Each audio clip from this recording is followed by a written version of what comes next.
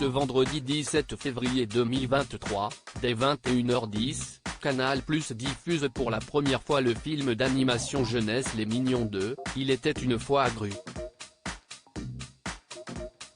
Mais saviez-vous que ce personnage, que l'on découvre enfant dans ce nouveau volet, avait un point commun avec le réalisateur Kyle Balda? On vous explique tout.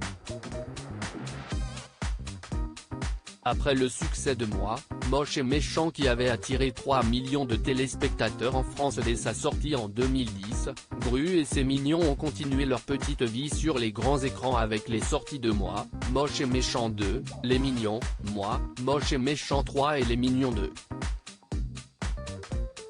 Le dernier en date, qui a débarqué dans les salles en 2022, a attiré pas moins de 3,8 millions de curieux et a diffusé pour la première fois ce vendredi 17 février 2023 dès 21h10 sur Canal+.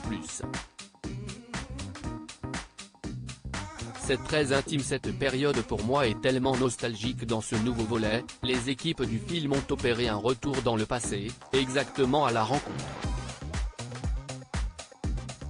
du très jeune Gru. Avant de devenir un méchant incontesté, ce grand chauve au nez pointu fut comme nous tous un enfant ordinaire, honteux de sa mère Baba Cool. Jusqu'à ce qu'il fasse la rencontre de petites créatures jaunes, dont Kevin, Stuart et Bob à son domicile. Une période d'autant plus plaisante à dévoiler en images pour le réalisateur Kyle Balda qu'il avait un point commun avec Gru, leur âge similaire dans les années 70.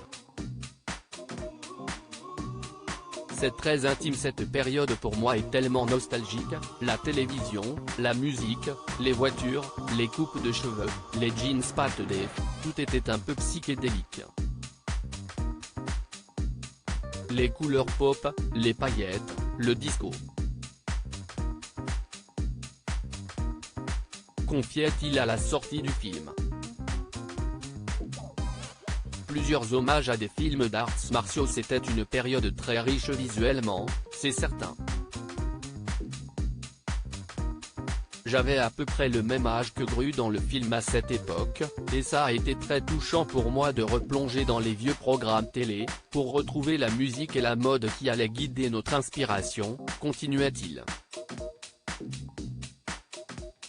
L'occasion parfaite pour faire des clins d'œil et rendre hommage à des films marquants de sa jeunesse, notamment lors d'un perfectionnement physique très sportif pour les Mignons, qui mèneront malgré eux à la création du phénomène Gunplay Mignon, la 36e chambre de Shaolin, le maître chinois, Kung Fu Hustle et Shaolin Soccer. De quoi ravir les fans de films d'arts martiaux comme lui.